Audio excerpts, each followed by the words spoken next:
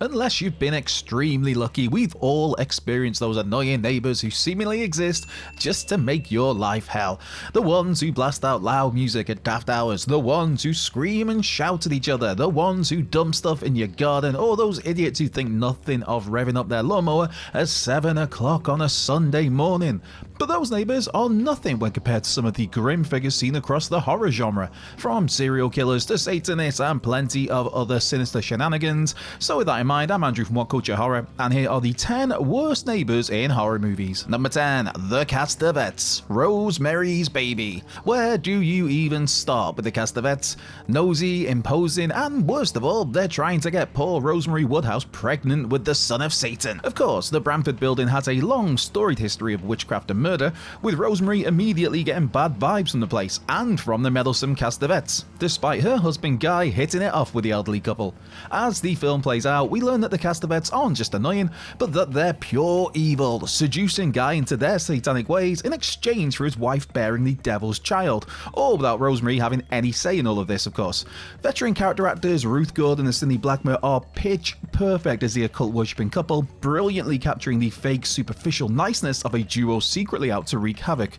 So much so, Ruth Gordon even won the Best Supporting Actress at the Oscars the following year. Number 9, The Klopeks, The Burbs.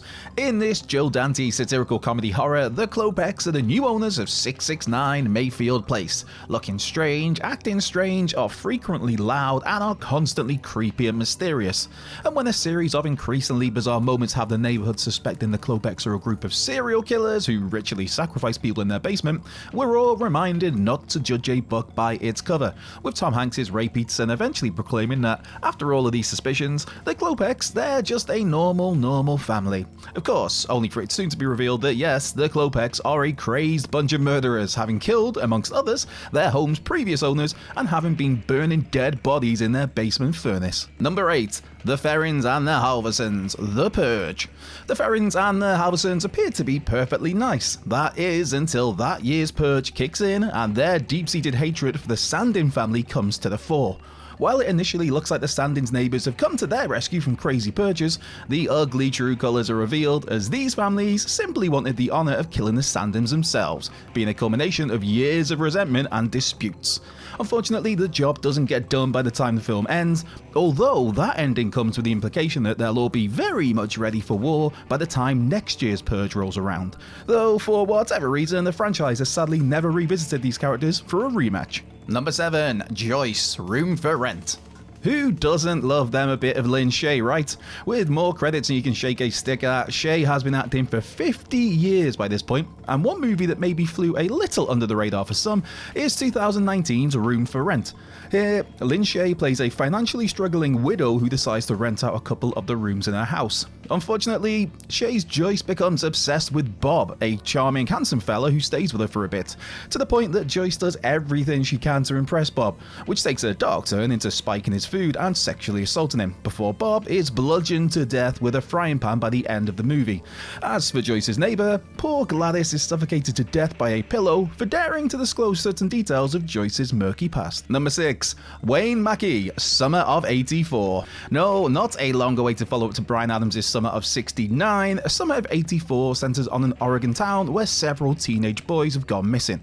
Here we have Wayne Mackey, a model citizen and a trustworthy, hard-working police officer who's a sort of neighbour you'd never have any trouble whatsoever with. Well, apart from the small fact that he's the one responsible for those missing kids. Making this character all the more fascinating is a great turn from Rich Sommer as Mackey, giving this murderer a nicely two-faced demeanour, being a great guy on the surface, then capturing the predatory evil underneath, all leading to a gnarly climax for a film that initially starts off fairly slow. Number 5, The Residents of Apartment 5, The Lords of Salem.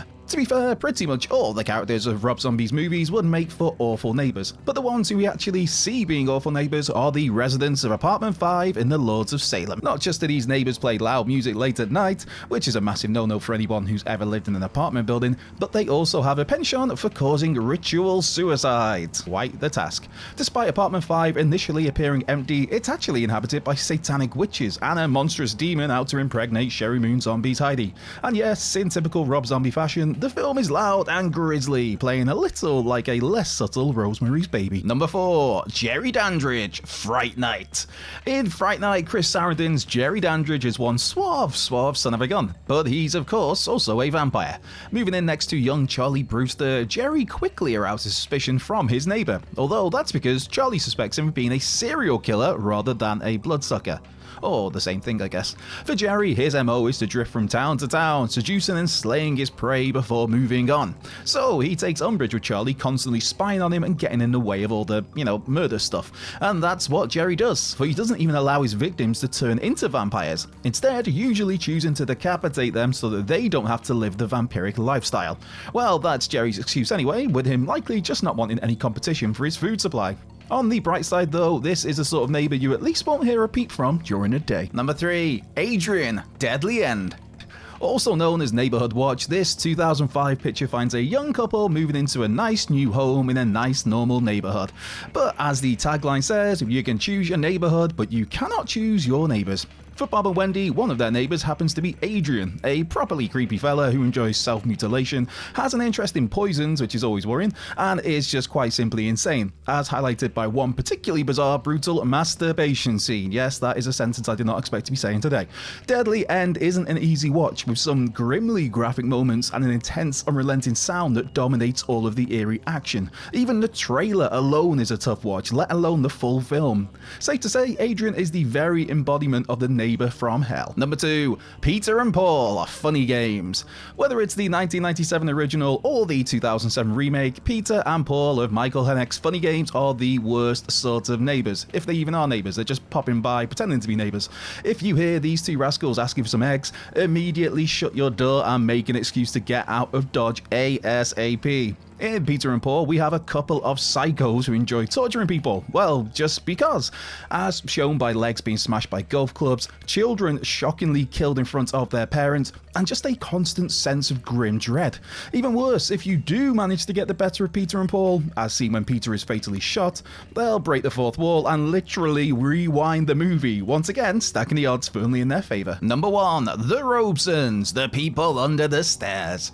A bona fide classic from the great Wes Craven, The People Under the Stairs has the Robesons, or simply Mommy and Daddy, causing chaos at its core. From a family of rich inbreds, this brother and sister duo are the most heartless of landlords, hiking up the rent of their Los Angeles apartment blocks just so they can evict their tenants and sell the property on at a high profit. On top of that, they also keep a bunch of mutated cannibal kids in their basement, hence The People Under the Stairs. These youngsters have been forced to live under a see no, hear no, speak no evil mantra that's turned them into twisted creatures left to feast on the flesh of anyone Mommy and Daddy decides to feed them. It may not be his most famous movie, but The People Under the Stairs may well be Wes Craven's most biting in terms of social commentary, being a satire of both American conservatism and late-stage capitalism, while also being one of the darkest, cruelest films of Craven's legendary career.